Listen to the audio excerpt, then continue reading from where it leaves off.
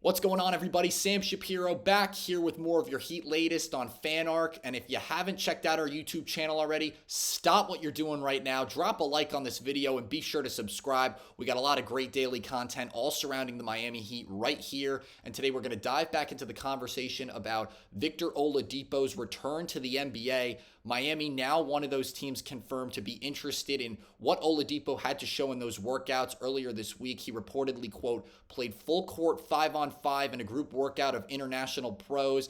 And as a Miami Heat fan, it's very exciting to see them interested in potentially having a reunion with the former star guard who was a two-time All-Star on the Indiana Pacers, a great two-way player in the NBA, and would add so much value, I think, to this backcourt, especially complementing guys like Tyler Herro on the offensive front and defensive star power in Bam Adebayo, not necessarily in the front court, but for the team overall. And it would be very it would be righting a wrong, at least in his NBA career, for what his tenure in Miami looked like. It wasn't very reminiscent or very accurate, I would say, of what his career overall has looked like. Formerly a second overall pick to the Orlando Magic, clearly a really talented guy, but only averaging about 10 to 12 points per game in Miami while he was there over the stretch of 2021 to 2023. And this would, I feel like, give him the opportunity to at least be a much better player or reminiscent of what he was earlier in his career, now that he's had some time to get healthy physically, mentally, and kind of regroup and hopefully make his return to the NBA, whether it's in Miami or not. I wish him the best, and I hope that he is able to make a return back to the league and be the star player he once was. Optimistically, though, I'm hoping it's going to be in South Beach. But in terms of somebody that Miami has already missed out on, it's Bradley Beal is now definitely another guard or another superstar that Miami can add to the list that they missed out on. The winner of the Bradley Beal sweepstakes, the Los Angeles Clippers, signing him to a 2-year, $11 million deal after the Suns decided that they were going to buy out his contract and basically pay him $97 million to not play for them this season. Tough break for Phoenix. The big three they formerly had in Beal, Devin Booker, Kevin Durant, clearly not working out. So I can't say that I'm super upset that Miami trying to form a big three with maybe him, Bam, and Tyler would have been any better. I don't really think that would have been the case at all, despite Beal being roughly a 20-point per game scorer in Phoenix. But, more than 20 teams also being interested. Miami definitely hasn't shown that this past offseason they're contenders for superstar free agents that they'd be willing to sign, not willing to give up a lot for Kevin Durant. And I also understand that front just because he's a little bit older now, but it's always a tough break to see a superstar Miami being interested in ending up with another team. The Clippers could probably use him a little bit more now, considering we had just taken Norman Powell from them.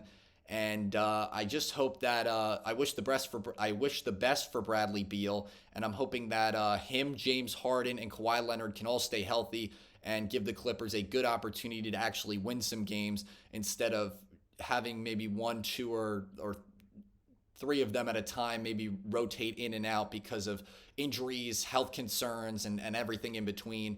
So not surprised Miami didn't necessarily win the sweepstakes there because of all the teams that are now confirmed to be more interested in the superstar guard.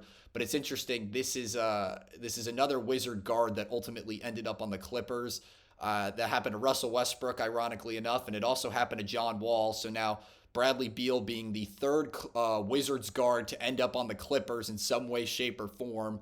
And can't say I'm surprised Miami did not win the sweepstakes there, but I'm not entirely upset either because I don't necessarily know how he would have gelled with this Heat team, if he would have been reminiscent of how he was in Washington, being a roughly 25, 30-point scorer night in and night out. But I don't think he was going to come in guns blazing like that and would completely rip the barn doors off. And if he would necessarily make Miami any better of a team than they already were. So while we do know what the future is going on with in terms of Beal, we don't necessarily know what the deal is with Jonathan Kaminga yet either.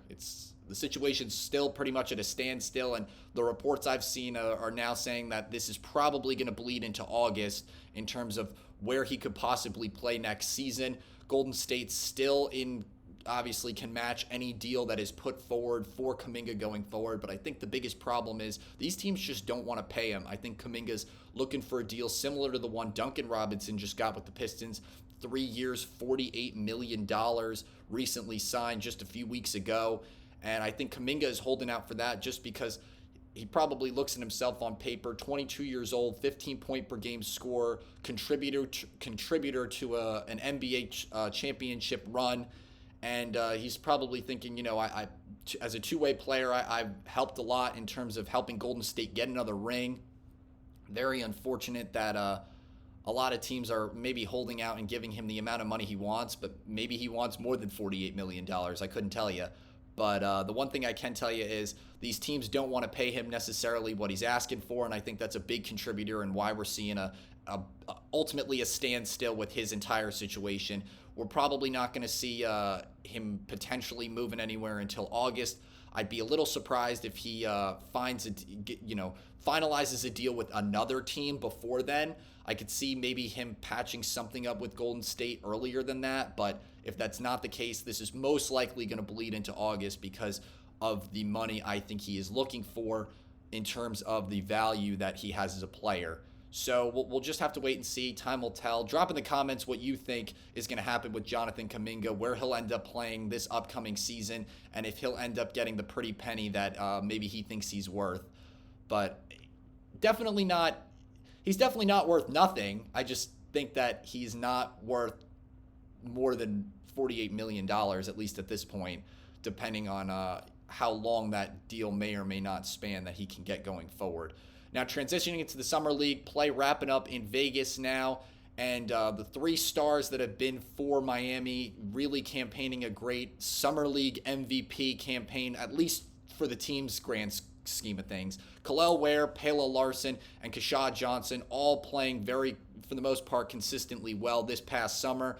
I would say Kel'el Ware definitely would be my Summer League MVP for the Miami Heat, just because scoring double figures in every game so far that he's played in, shooting roughly 53% from the field, on 15 points per game scoring, in only about 25 minutes too.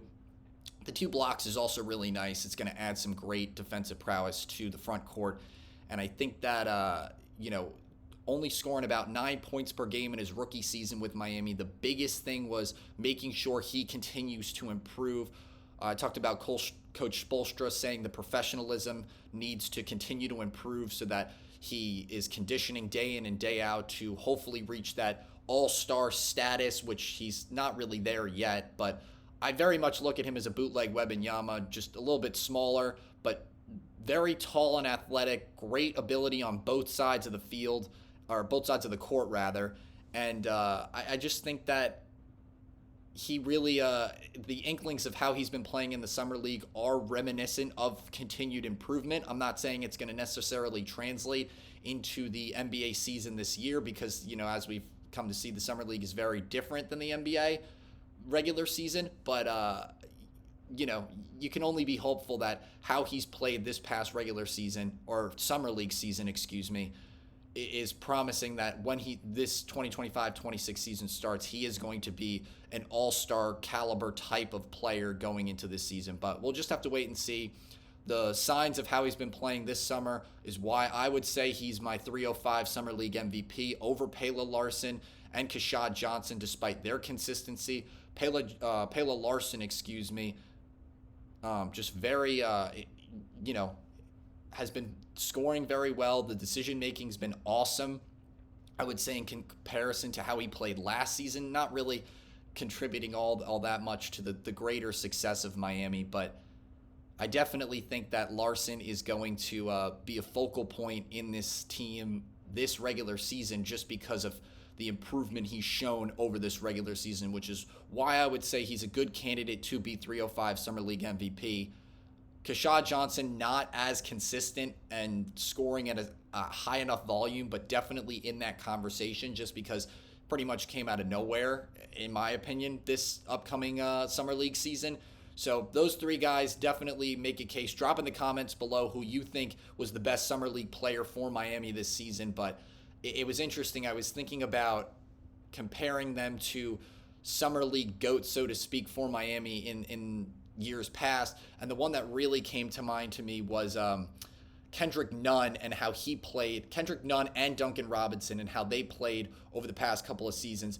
Kendrick Nunn in 4 games during the 2019 NBA Summer League season averaged 21, 5 rebounds, and 6 assists to go along with more than a steal per game on 55% shooting from the field in that season. Do I want to say Payla Larson, at least scoring-wise, is slightly comparable? Field goal percentage-wise, also slightly comparable, averaging around 17 points per game on 52% shooting. When you see numbers like that, and then you see how Nunn's game ultimately translated to South Beach, it's got to make you really happy. That's why I would say Larson is at least a candidate for 305 Summer League MVP, just because how he compared to Kendrick Nunn's great run that 2019 Summer League season. But personally, I would still have Ware just because of the double figures in every game, the 2 blocks a game, so the two-way game was a lot stronger in my opinion. And because of the continued improvement that he is kind of being held accountable for now, he's still showing signs of that, is why I would rank Ware my Summer League MVP over Larson, despite Larson putting up numbers to a Miami Summer League GOAT in Kendrick Nunn, as I personally think. But also in terms of that, comparing him to Duncan Robinson, how he played over 2 seasons, the three-point field goals were fantastic in both seasons that he played. He shot a little bit better that first year, but the playmaking ability improved that second Summer League season.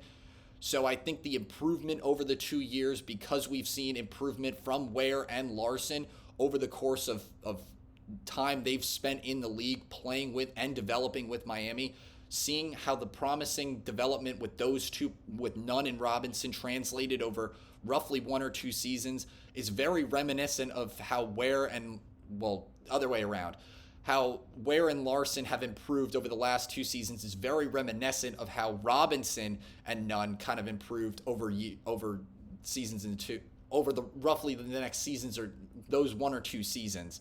So I definitely, it's an exciting thing to see as a Heat fan. I don't know if it's going to entirely translate to how they're going to play this regular season, but you got to be hopeful that at least it's going to be reminiscent to, or it's going to show some signs of how they might play in the 2025-26 NBA season. At this point, would be kind of disappointing if it wasn't, but can't promise anything, and I'm looking forward to seeing how that's going to translate this upcoming regular NBA season.